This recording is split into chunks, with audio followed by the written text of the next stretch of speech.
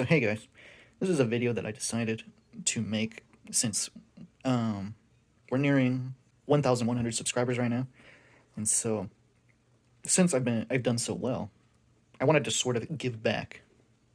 Now, 1,000 subscribers may not actually sound like much, but according to YouTube, less than 10% of channels on YouTube have more than 1,000 subscribers. So the fact that I've made it this far is actually quite impressive in the grand scheme of things. And so I wanted to share a bit about how I do things. And so I got a list of things that I want to go through. So my goal here on YouTube is to be sort of inspiration. The reason why I do what I do is because I'm quite disappointed, I guess I should say, in like video creation and like movies and entertainment. And I do what I do because I want to show that people can do better. Those who think they can't do it, that they can. And so let's get right into it. So in order to make a video like I do, you're going to need a baby. It's a cute baby. It doesn't matter. You can have, let's take a little hat off so you can see her face. You can have a big baby. Sweet. A big baby. Come on. Or you can have a little baby.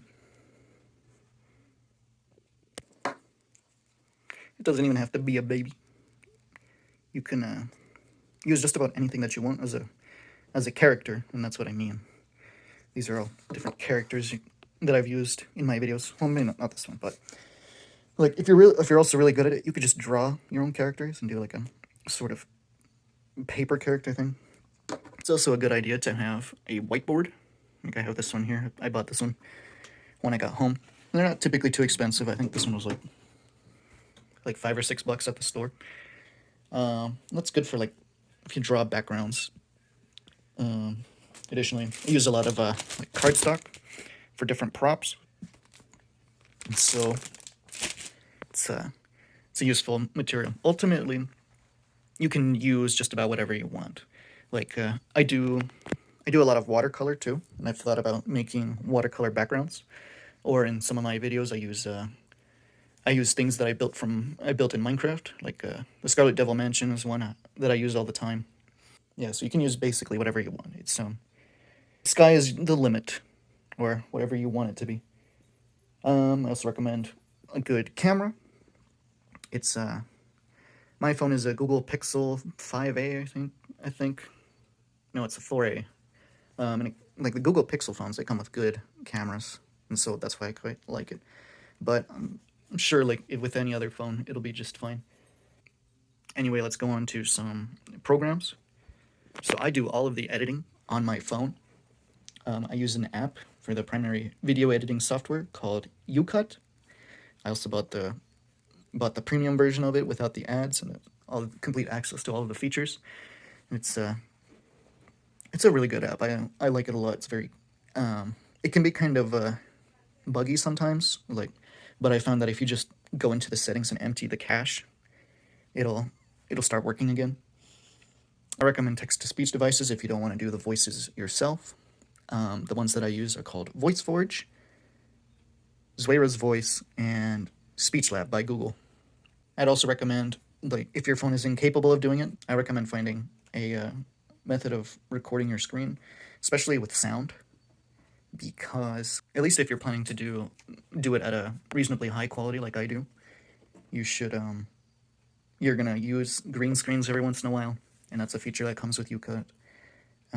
You're going to use I use the screen recorder a lot to steal audio from videos, usually songs, and then UCut has an ability to extract a sound from a video file, and that's very useful. Let's see. And then I also recommend getting a different camera app if you can. The one I use is called Open Camera. And the reason for this, I'll kind of get into it in a minute, but I use it in order to help me like crop my videos for 4:3 aspect ratio. And I guess now that we've done that, let's go on to some helpful tips. So when you're like So when you're making a video, ultimately what you're doing is that you're not trying to necessarily create something that's real, if that makes sense. You're supposed to convince the audience that something is real. And like you see this in my videos all the time. Like in the McDonald's episode, or yeah, the episode where Marissa and Ramo go to McDonald's. I drew on the board that there was like all the stuff that you would typically see in a Walmart. Like you see the little menu, you see the like I made little props for the cashier or for the cash register. Oh, and then in the background I put like ambience, like McDonald's ambience, and like it's those audio and visual cues that allow you to convince the audience that they're in a place. And I think another really good place that I did this was in my movie, The Grim Noir of Alice. As you're making a video, it's also good to make sure you're not showing any hands, because you're trying to make them appear live, right? So it's like they're talking. You don't want your hands to see it, or else it gives away the illusion. And I don't know, for me, I've been having a lot of trouble with that lately. So it's a good thing to remember. It's like just very gently on the top of the head, get it just to where the hand is out of the way, so now she can talk, and do things. Or if you're recording from the side, for whatever reason, holding her little hand and then causing her to talk like that works too. Another thing that you should be aware of is lighting. So I guess it's kind of not as obvious here, but like you can see the shadow of my hand.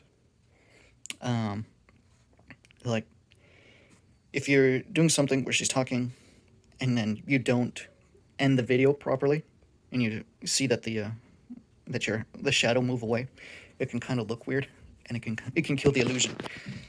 So beware of lighting. And like typically when you're filming clips, you just want to like when they're done talking, it's like you can see the shadow of my finger on her head. So she talks a little bit, right? And then when she's done talking, you hold it for a second, and then you end the video. And then that way, it allows you to make the clips more seamless, and it makes everything flow nicer. No squishy. Going back to the open camera that I was talking about earlier, when you're filming your videos, I would recommend, at least currently, I film my videos in a 4:3 aspect ratio because I find it to be more. It feels, I don't know. It allows the composition of the video to feel nicer in a way, because with regular 16:9 aspect ratio, like what this video should be filmed in, it has a lot of dead space to the sides of the video. Like if we're using the actual camera itself, there's a lot of dead space that doesn't really need to be there. So it's like you just want to capture what you need. And now it may depend on what you're doing. Like if you like 16:9 and it works fine for you, then I guess that's fine. It will probably vary from everybody, but I like 4:3. So now I'm starting to get into a little more of the actual like video creation process. I guess not really the video itself, but like the plotline, the storyline of the video. And this is just something that you should really take to heart early on, is that you should learn to walk and you should appreciate it. And what I mean by that is that you're going to so when you're making the plot to a video, you're probably going to make something that's not completely feasible. And like this happens to me a lot, is that I have an idea and it's just not possible with what I have, because the medium that I use, where it's pretty much just puppeteering, right? Like that is literally what it is. It's just puppeteering. See, she walks in, she turns around, she turns her head for confusion, she talks, and all that's just operated by my hand. So it's just it's literally puppeteering. And the things you can do with puppeteering, especially with one person, is quite difficult. Now, if I was like George Lucas in the 80s, and I was working with Jim Henson, and we were making Labyrinth, now we have a lot more to work with. Well, like one person working with cardboard. I mean, I guess forgot to mention cardboard is a good material to have. But like if you're working with cardboard and whiteboards, you got to be realistic with yourself because you're not gonna be able to do a whole lot. And now if you're really smart and like me, you can take that medium quite far. But like I don't know, in my videos you don't typically see a lot of like Toho related things. What I mean by that is like they don't really use spells a whole lot. I guess Marissa, she does use her mini Hakero, that's what it is. So the mini Hakero, there's not a whole lot to it, and I can effectively cheat by just causing the screen to turn white, and then it works pretty well for what I do. But like you're not gonna see like Reimu's yin yang orbs very often, or like I have a Reimu's car that you see a lot was kind of made due to the limitations of what I have. Like in the games, they typically just fly everywhere, right? Well, I can't really make them fly very well. Especially Marissa, since she doesn't fly by herself, she rides a broom. So it would be a real pain to have, I don't know, let's say my pencil here is her broom, right? Hop on the broom, and then try to grab the tip. I guess you could. You can't. It's really hard to make her like fly on a broom. And I guess to kind of hammer this point home that you'll never quite get what you want, I got some bullets for a metaphor. So I got here. This is a 9mm, right? It's definitely one of, if not the most common bullet that you can find at the store. I also got this is a 38 special. And the thing about 38 special, if you shoot firearms, is that despite being a significantly bigger bullet, or I guess with a longer case, it's actually weaker than a 9mm. And there's some history to that. When the 38 special was developed in, 1898, it was using black powder. And black powder burns a lot slower than a smokeless powder does. And now the 9mm came out 3 years later in 1901 by Georg Luger. It was designed to have the smokeless powder, which it burns significantly faster and has a lot more energy to put into it. So despite being a smaller bullet, the 9mm is stronger than the 38 special. And now we got here's a 380 ACP. I got a 22 long rifle. So everybody wants, I guess if we put these in order of strongest to weakest, everybody wants to have the 9mm, right? But the thing is that to get a 9mm is actually quite difficult. So effectively, what you are working with is the 22 long rifle. And so if you learn to appreciate like the 22 long rifle, even though it is significantly smaller than the 9mm, it's cheaper. They're far more plentiful. And so you can learn to appreciate the 22 long rifle. And in fact, at least from many people that I've heard, the 22 long rifle has actually killed more people than the 9mm has.